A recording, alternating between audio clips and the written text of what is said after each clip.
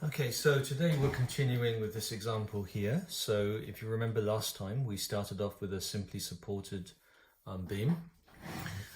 Well, actually not a simply supported beam, what's known as a propped cantilever.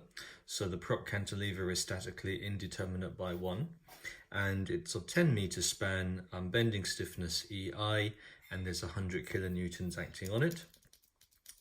And we're going to be using the unit load method to calculate some deflections, and once we have those deflections, then we'll be using that to solve the statically indeterminate problem, which you can see here.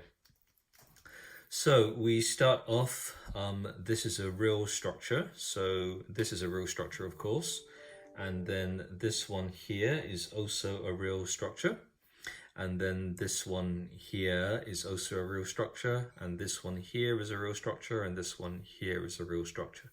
So until this point, we've done nothing to do in terms of virtual work or unit load method. So what we do is we say, we introduce a release. So there's another option as to how to put the release in, which we'll talk about later on. In fact, we'll be talking about that here when we stick in a rotational release, turning this into a simply supported beam, and then we'll be working out the rotations. Whereas in this case here, we're going to be removing that one, so we introduce a support release at the propped end, meaning that you just go back to your cantilever. So the propped cantilever is this, and we're saying that it can be thought of as this, which is where you've made the release. So this with the same load on, and with the deflection at the end, and then up here we are applying X times 1 kilonewton.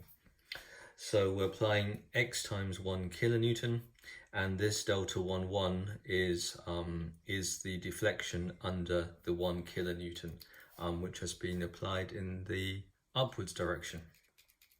And we're using a bit of intuition in this case here, because we're applying the reaction, or we're applying this 1 kilonewton in the upwards direction, because we could assume from here that the reaction is going to be upwards. So now we need to solve for X. So X will be such that that deflection there plus X times 1 kilonewton leading to that deflection is equal to 0, because at this end here, that end has got no deflection. So first step is to solve for this delta 1 naught. So this is just the notation. The delta 1 naught, remember both of these are real. So we're solving for the real deflection of this cantilever with the 100 kilonewtons on it. And then we'll be solving for the delta 1, which would be this cantilever here with a load acting of 1 kilonewton. So I think it might be just a bit handy for me to draw these two out again. So we are going to be solving this problem here, and then we're going to be solving this problem here. With this problem, real 1 kilonewton, so we've not done anything yet to do in the virtual work or anything yet to do with the unit load method. It just so happens that 1 is always a nice number to apply. And here we've got the 100 kilonewtons. Okay, so we're going to be solving for this real deflection. So the real deflection at the end here, I'm going to be calling that delta 1 naught. And then the real deflection of this cantilever with the 1 kilonewton going upwards, I'm going to be calling that delta 1. So we'll talk later on when we talk about the stiffness method and also the flexibility method as to why we've got this peculiar notation. And the answer is that later on computer softwares can be written or computer code can be written that can solve statically indeterminate problems. So we need to solve delta 1 naught, and we need to solve for delta 1, and then we will say that X is going to be equal to delta 1 naught divided by delta 1. So if you can calculate delta 1 naught, you get a value there. You can calculate delta 1, you're going to get a value there in millimeters or whatever. And just for fun, we'll just take the modulus. So we're saying basically just keeping, you decide which direction x goes in. You don't really need to rely on the calculation to tell you which direction x is going in. You should know that x is going upwards. And then when we then solve the final problem, which would be the propped cantilever with the roller and down here, so that's going to deform like that, like there. We're going to be saying that that reaction there is x kilonewtons, okay? So x is a number, or it's x times 1 kilonewton, because it's a number of times of 1 kilonewton needs to be multiplied by, such that that delta 1 naught and the delta 1 1 equal each other, because if they equal each other, then the deflection there is 0. So we're looking for delta A, let's just call it delta C equals 0. So we're solving for that, and we're working out this x, which would be the reaction, and we're saying that reaction needs to be acting in the vertical direction. So this is step 2, is where we start to use virtual work or the unit load method, and we use it in order to calculate the deflection. So that would be step 2 here. And last time I left you with saying delta 1 naught is going to be equal to the real case times the virtual case. So with the virtual case here, we're saying that deflection is going to be downwards. So I'll put my virtual 1 kilonewton downwards. Then I've got 2 bending moment diagrams, and then before it's integrating from 0 to 10, but because we can see that this bending moment here is going to be 0, we can just simplify it and say integrating from 0 to 5. And then we selected 2 shapes, moving from left to right, shape number 4 and shape number 2. And I always say that if you've got any doubt, use shape 2, 3. As an alternative, so a bit longer calculation using 2, 3, but it would always give you the same answer. And then we end up with this bit here. So next bit is to work out, again using your step 2, we now want to work out delta 1, 1. Right, so we want to work out what delta 1, 1 is. So hopefully we can write it. So delta 1, 1 is that. So a real 1 kilonewton with a virtual 1 kilonewton. So hopefully you could write that out straight away. 1 over EI, integrate from 0 to 10 meters. And then I draw the real case here with my 1 kilonewton there, leading me to this delta 1, 1. And then that needs to be multiplied by another bending moment diagram, and that bending moment diagram is the virtual one, and in this virtual one I'm going to be applying 1 kilonewton in the direction of the delta 1, 1. And if I had it wrong, if I had it in the opposite direction, I actually don't care. I'll just reverse the sign, because I know that that deflection is going to be going upwards. So this one here is the real. So that one is the real, and this one here is the virtual, so, or the unit load. So this is the unit load, and then this one is the real bending moment diagram. And it just so happens in this case that both of them are the same. So I'm going to be putting a dx next to that. So now I do 1 over EI, and then I'm now going to be saying, let's go from the integral from 0 to 10 meters. And this time here, I'm going to be drawing the bending moment diagrams. So I'm going to be drawing the bending moment diagram of this case here over 10 meters. So the bending moment diagram of that would be looking like that. Okay. And then the virtual bending moment diagram, which would be this one here, is also identical. So just so happens it's also identical. So don't get confused that that is the same as that. Just remember where it all comes from, and then I'm going to be putting the dx. So I'm now going. So I would encourage you to try to calculate this using shapes 2, 3, because as I said, 2, 3 always works. I would encourage you also to use direct integration and also the graphical integration method. So the graphical integration method would be find the area of this, half base times height, find the centroid 2/3, go down, read off the number, multiply the two together, that would be the area. So I would encourage you to try that. But for now, let's just have a look and see how shape 4/4 looks.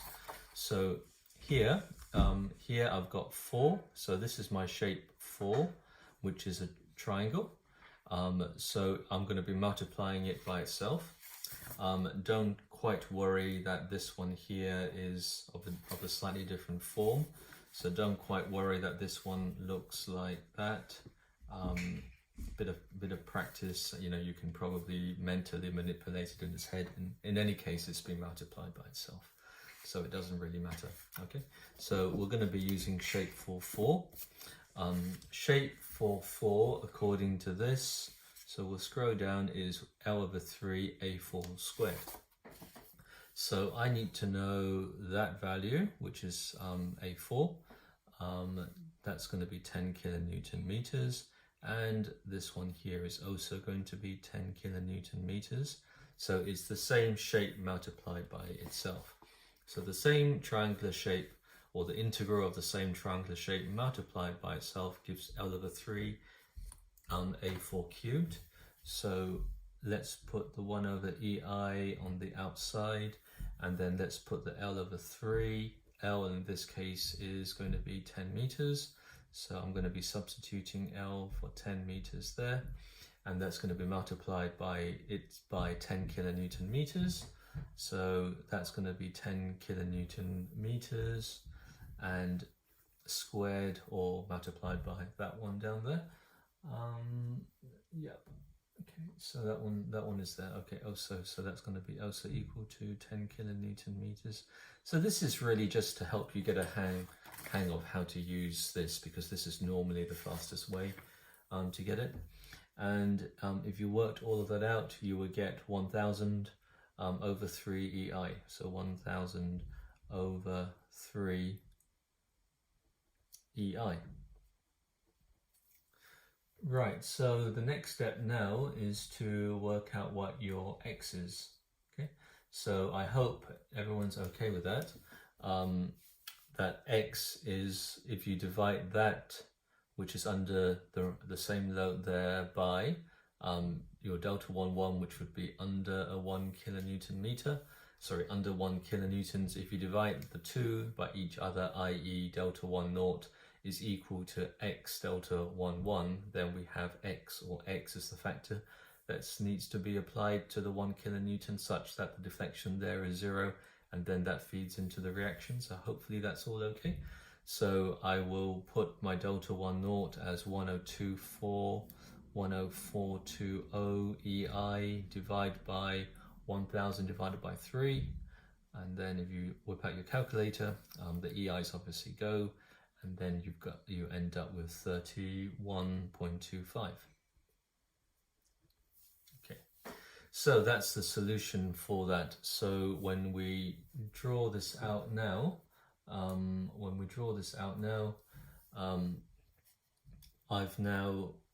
so that's the end of the problem. So let's just put another line through so we know it's the end of the problem.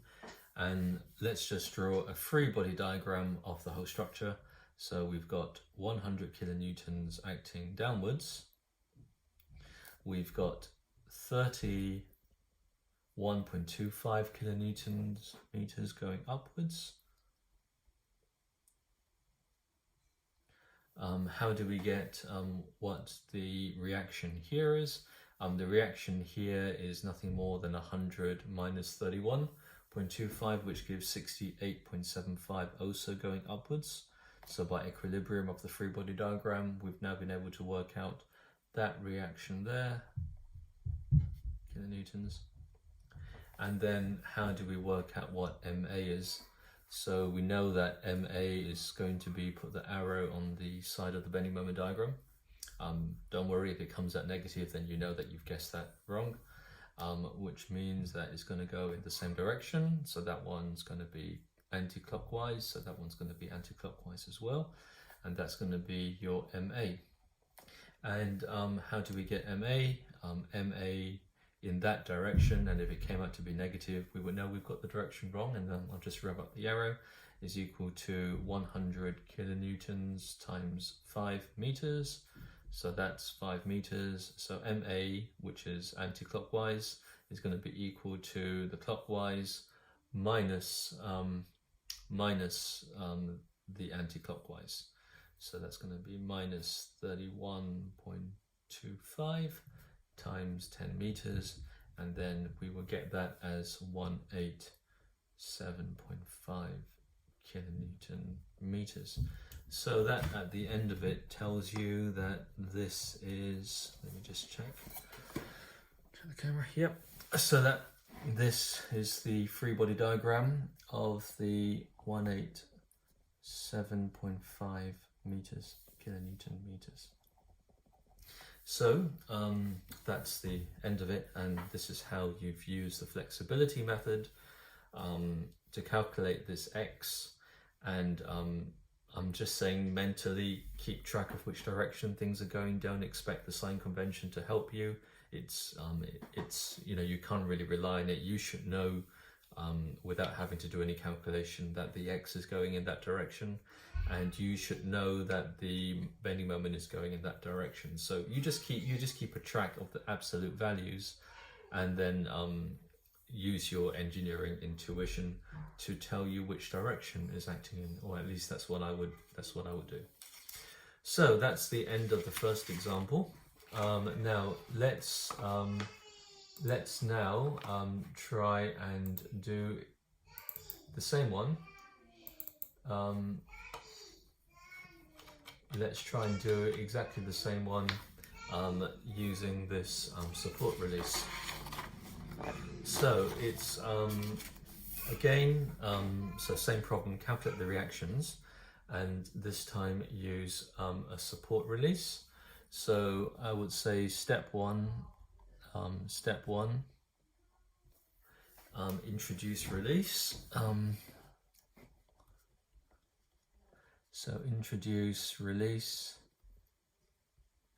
In this case, in this case, a rotational.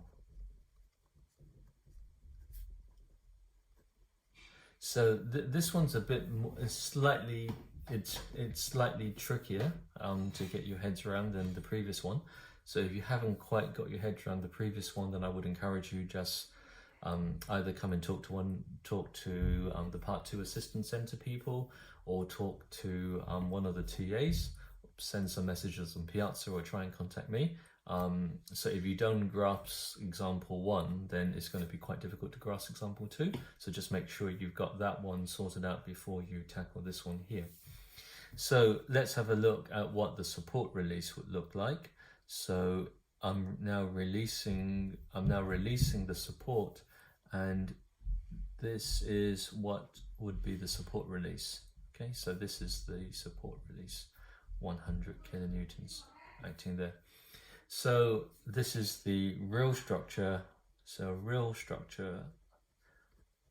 So nothing to do with virtual work or the unit load method. This is the real structure with a release.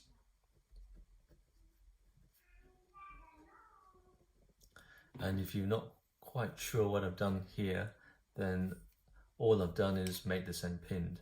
So if I put a support release, it's then identical to a simply supported beam. So I'm saying that this support here can no longer prevent rotations, it's allowed to be free.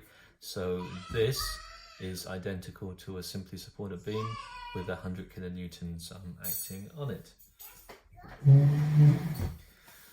Okay, so we now do our theory of superposition.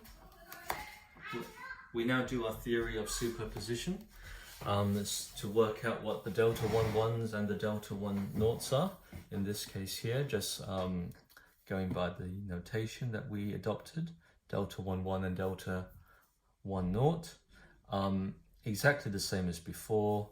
So we're saying that this, with the 100 kilonewtons acting on it, this with 100 kilonewtons acting on it is going to be equal to, so I'll draw it like this, okay, but it's basically a simply supported beam. So it's going to be equal to this, so that's a simply supported beam with the 100 kilonewtons acting on it there. And in example 1, for the delta 1 naught, we were talking about deflections. In this example here, we're now going to be talking about rotations. So this is going to be your delta 1 naught, okay, which is going to be an angle in rotation, angle in radians. So that's going to be an angle in radians. Okay, and now this now needs to be added onto, so in the previous example we released here and there was a deflection, and then we applied a force upwards and we of 1 kilonewton, then we found the multiplier x, which meant that that's going to be 0. This time here we are going to have to apply a rotation. So we're going to have to apply a rotation to this case here. Okay, so let's get out the prop. So I hope what I've said is relatively easy to follow, but there was a student last year who had a lot of trouble because I was drawing that and saying 1 kilonewton meter, and for some reason the student thought the 1 kilonewton meter was being applied here and not here. So the student in question kept on coming to me, like if I drew it there and put 1 kilonewton meter there, then he was saying, why is it that point that's actually 1 kilonewton meter around that. So I'll just try and explain it so that confusion doesn't come out. So here we've got our simply supported beam with my 100 kilonewtons, and you can see both sides, there's a rotation about both sides here. Now if I grab this guy here and I applied 1 kilonewton meter, there's going to be a rotation. So when I draw this arrow, which I've just drawn out, don't think that the arrow is whatever it is being going round, is actually grabbing here and twisting the whole thing round by 1 kilonewton meter. Okay, so I'll draw that. Well, firstly, let's draw the deformed shape. So and remember, this is absolutely nothing to do with virtual work at this stage here.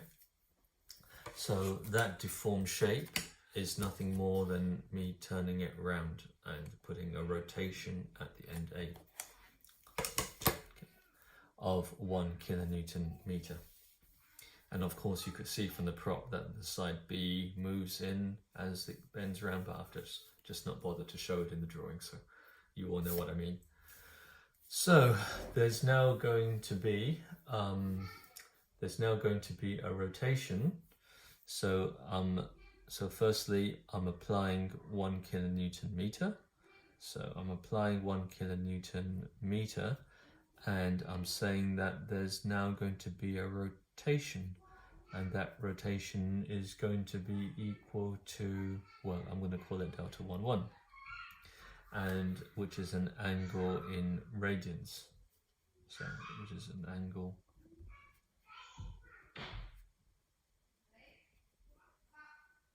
and if I put a factor x to it,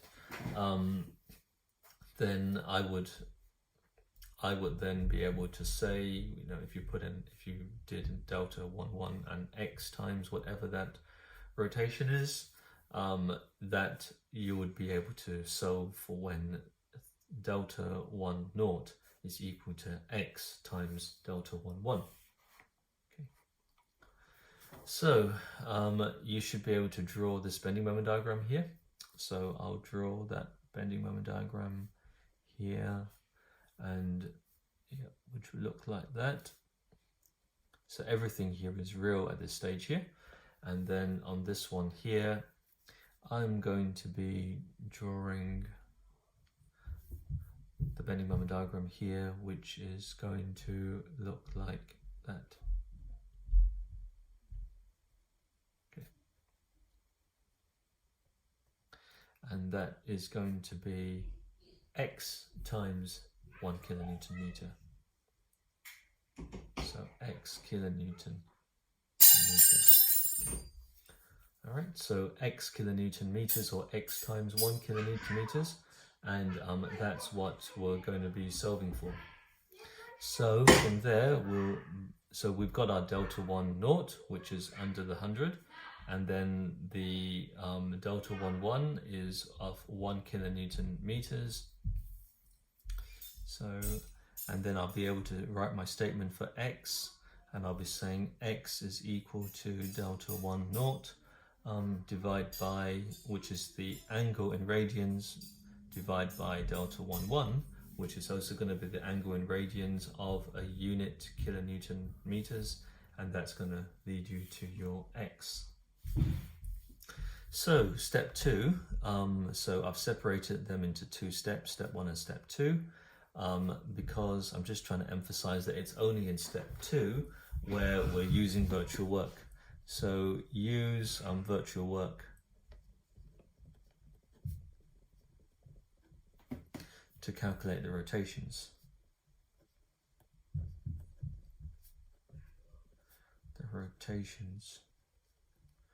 So hopefully you can write it out straight away.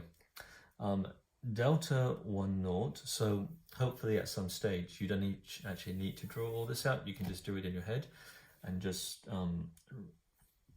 write out x equals straight away. So delta 1 naught is going to be equal to 1 over EI, of course.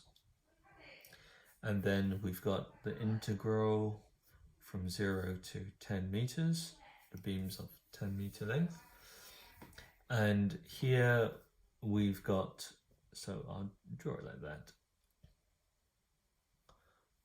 Draw it like that with your 100 kilonewton meters. Sorry, 100 kilonewtons. And then I'll draw that, and then I will show that as being your delta 1, your delta 1 naught, which is what we're trying to calculate. So that, and then it will need to be multiplied. So we now want to know what that rotation is. So here I'm just going to be putting the rotation in that direction. So we know that the rotation is going to, we know the rotation is going to be in that direction. So here I'm just going to be applying my 1 kilonewton meter of the same thing. So that's effectively saying simply supported beam, and I'm going to be applying 1 kilonewton meter in that direction. Not that it matters, because I'm going to sort out my x later on, because I'm pretty confident. I'm pretty confident I can draw the bending moment diagram properly, so I'm pretty confident that the reaction moment MA is going to be acting in the anti-clockwise direction. So whatever value of x that I come up with, I'll just say that's going to be in the anti-clockwise direction. So I'll put that dx. Okay.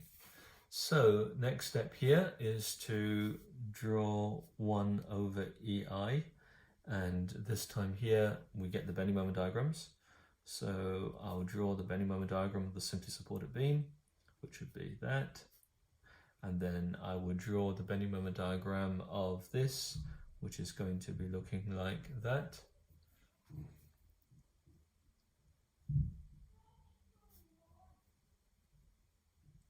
So lots of ways you can do this, sorry, let me just put the numbers here. So that one is PL over 4, which would give me 250 kilonewton meters for the peak. And then this one here is just going to be 1 kilonewton meter for the virtual one, 1 kilonewton meter. So let's look at the shapes. And then I can see shape 4 is like that. And I can see shape 8 is like that. So let's try 4/8. So we'll try 4/8, which is the total length multiplied by the peak in 8. Yeah, the peak in 8 there, which we've calculated, and also A4 and the maximum value there. So it actually didn't matter if, so we had that, and if we were multiplying it by that, it would be the same. So you can just try, but if you're not really sure about that, you could split it up into 2. So you could do that shape from 0 to 5, and then you could do that shape from 0 to 5, and you could use shape 2, 3 for both of them. Okay, so that's with the 1 kilonewton, and then we'll stick our dx there. So 1 over EI, and it tells you that it's length divided by 4, total length is 10 divided by 4. Stick on the meter sign. A4, which is going to be, in this case, 250. Sorry, A8 is 250. A8 is the peak of this one here, which is going to be 250. So, and A4 is going to be 1. So times 1 kilonewton meter times 250 kilonewton meters. And if I did the whole thing out, I will get my delta 11 is equal to 625 divided by EI. Okay, so next bit here is to work out the delta 11. So the real case, which is there, so 1 over EI of the real case, which is 0 to 10 meters, and then I'm just going to draw that.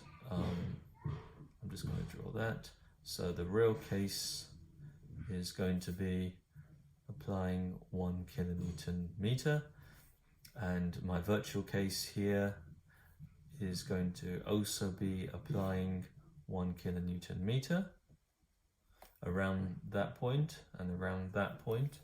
So my real case is applying 1 kilonewton meter here, and the virtual case, because I'm trying to measure that angle, is also to apply 1 kilonewton meter at the same point, just causing a rotation at the end. Okay. So we draw out our 2 bending moment diagrams. So put 1 over EI, and then we put the 0 to 10 meters, and then we draw here, like that. So we would know that value is going to be 1 kilonewton meter, and we know that this one here on the virtual case is also going to be 1 kilonewton meter. And then you take out the shapes, and I will be thinking 4, 4 again, as we've done before. So 4 multiplied by 4, or 4 multiplied by itself, 4, 4. 1 over 3 A4 squared is equal to 1 over EI, this time 10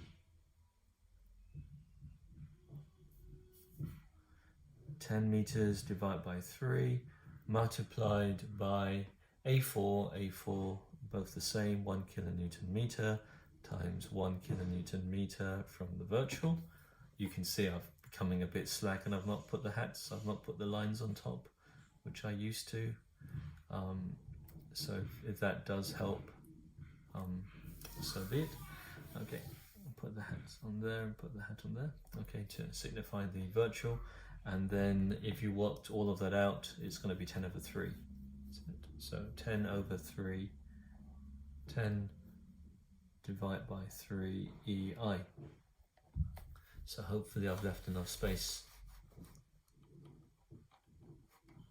So your x is now going to calculate for x is going to be delta 1 naught, which is your 625 over EI, and your delta 1 1 is 10 over 3 EI. So if I made any slip at all in terms of getting the angle wrong, I don't really care. I'm just going to override it by saying I know which direction that goes in right at the start of the question, and that would turn out to be a factor. So there's no units associated with x, 187.5. So if we flicked back to this one here, you can see it's exactly the same number. Okay. So using the rotational release, I've now got exactly the same number. So what can we do to tidy things up? I'll just put a line there so that we know that's the end there. So firstly, I've got 1, 8. So I'll just put a double line so that we know where we're going. So firstly, I've got this one here, which I've calculated to be 187.5. So I could put a dotted line going from there all the way down to 0. So that one, so at these two support conditions, you've got this. And then I've got PL over 4, which works out as 250.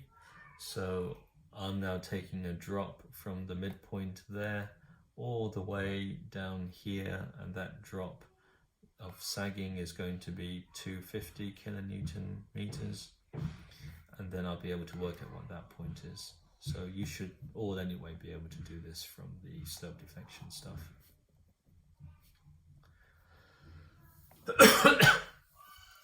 And then you can get your reaction at A if you wanted to.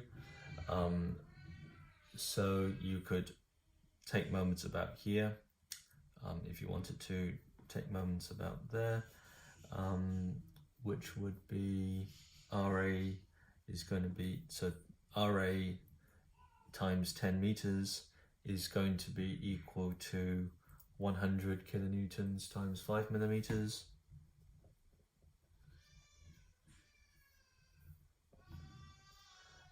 Plus the 187.5 kilonewton meters that we just calculated. Take moments about that point, it's going to be RA times 10. So we move 10 to the bottom there, so the whole thing is divided by 10. And then for your reaction at A, you get 68.75 kilonewtons. So again, we've got 68.75 kilonewtons. That bending moment there is going to be equal to your 187.5 kilonewton meters. That bending moment there is going to be 0, and then that point there works out to be half, since it's half, 187.5 divided by 2 minus 250, and you would then get 152.5 kilonewton meters sagging. So not sure if we calculated it for, no, we didn't calculate it for this one there, so it's the same thing, many ways to get it. And then you can draw your free body diagram if you wanted to of this thing here. So this is going to go in that direction, so sometimes people do like to prefer to see it like that, but seeing it like that's completely fine.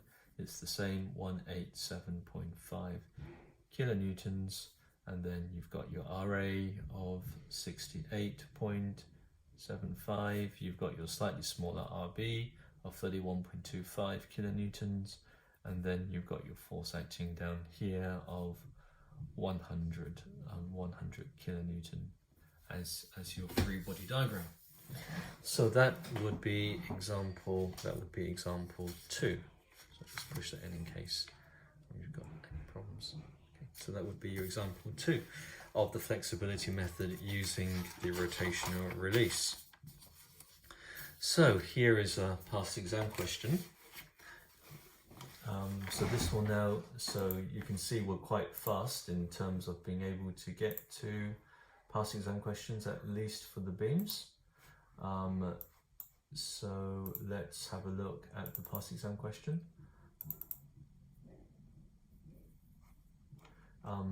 So this one here is now asking you to calculate these reactions. So the reactions here, here, and here, and obviously you would know that there would be a bending moment diagram, maybe something like that, or something. So I think it should be obvious that the bending moment is going to be in hogging over the internal support. So if we draw our arrows there, that would give you hogging, right? So there would be a hogging bending moment over the internal support, and we might like to try to calculate this.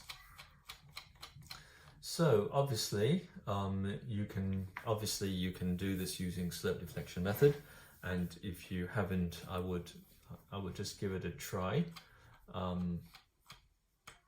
would just do that first, just to make sure that you're completely okay with the slope deflection method to do it.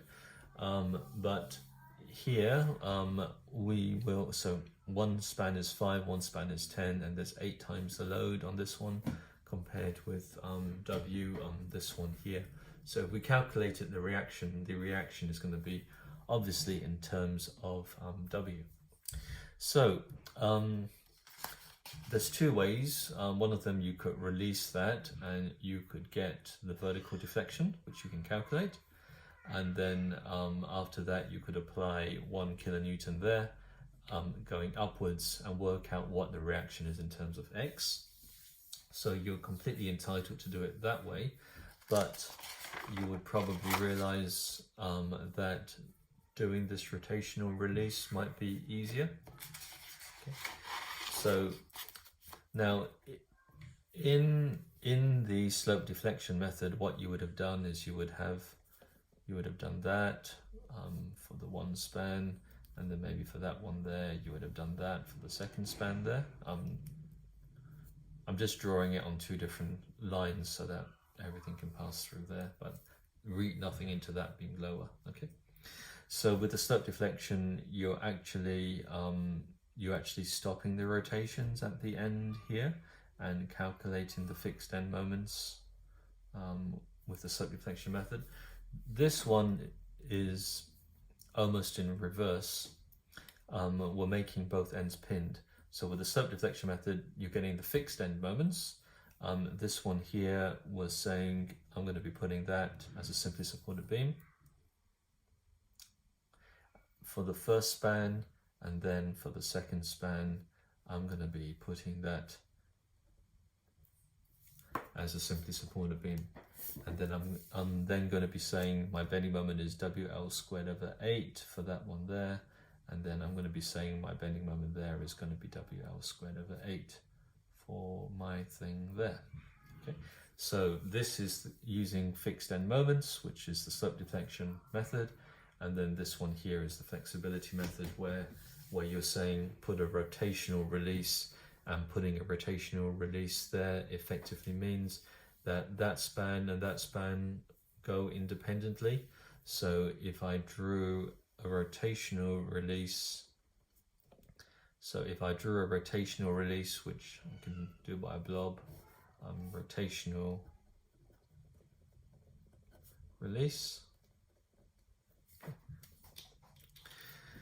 then this span here is going to go like that as the deformed shape, deformed or deflected shape. And then this one here is going to go like that for the deformed or deflected shape. Okay, so now let's say, so I know I said that was the bending moment diagram, which this obviously follows the same shape as the deflected shape, but let's draw it like that. Okay, let's So like coming along and making a cut.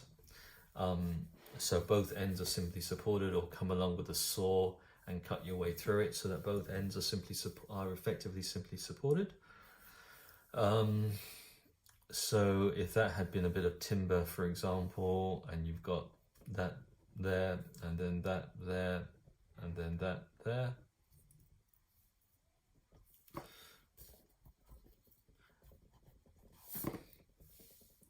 you could come along and you could cut that bit out with a saw to put a notch in, and then suddenly both halves of the beam work independently. Okay, which is what we're doing. Okay, so now this one here, 5 meters under 8. That's going to, say, deflect like that on an exaggerated scale. And then this one here is going to rotate like that. Okay, so these are now deflections, they're not bending moment diagrams. So there's going to be a rotation here, and there's going to be a rotation here. Okay, so there's going to be a rotation there and a rotation there. And obviously, so this is what I would call a kink. So we've like put a kink in place. Let me move that up there, and now that you've got the idea of how it should look, let me move it up here. So I'll move that one up there. Okay, and then I'll put a circle there so that you know that that is putting a rotational release, and then I'll be putting that one there. So this is the deflected shape of the two spans, this span working independently from this span, and you would be able to see that there's a change of angle. Okay, so now if it had been the original problem before I put that in, if it had been the original problem, okay, you would, so that's going to be bigger, so that's going to go down like that, and then that's going to go up like that, and then that could go down like that, or something like that. But zooming it in, you would be able to see that that point has rotated in the clockwise direction. So there is, so you know all the stuff from the slope deflection method, that at that point there is a single rotation on both sides. So if we caught that A, we caught that B, we caught that C. So you would know from the slope deflection method that that theta BA must be equal to theta BC for compatibility, and that would be equal to theta B. But what we've done here by putting that hinge in means that the rotation on that side is no longer equal to the rotation on that side. Okay, so what do we do about it? We would we need to make the two rotations equal, so that not make the rotation 0 at that point, because that would be like a fix. We've got to solve for the rotation theta BA to be the same as theta BC. Okay, so here in this one here, we solve for the rotation to be 0 by having that x, and in this case here, we now need to make the rotations on both sides the same, or the bending moment on both sides the same, because after all, the bending moments on both sides are not the same. So in order to do that, we're going, after we've put in the release, we are now going to have to apply exactly the same as what we did here. Okay, so here we applied a 1 kilonewton meter. in this one here, we're going to apply a 1 kilonewton meter hogging. So that means that for the delta 1,1, so that means for the delta 1,1, which we'll talk about tomorrow, because I'm coming up to the end of time, we're going to be applying a hogging of 1 kilonewton meter. Okay. So we're going to be applying a hogging of 1 kilonewton meter, and we're going to matching that up with the change of deflection that we've got from here, and then from there we'll be solving the hogging bending moment at that point directly, in the same way that we solved directly for the hogging bending moment at A. Okay, so we'll continue that story tomorrow.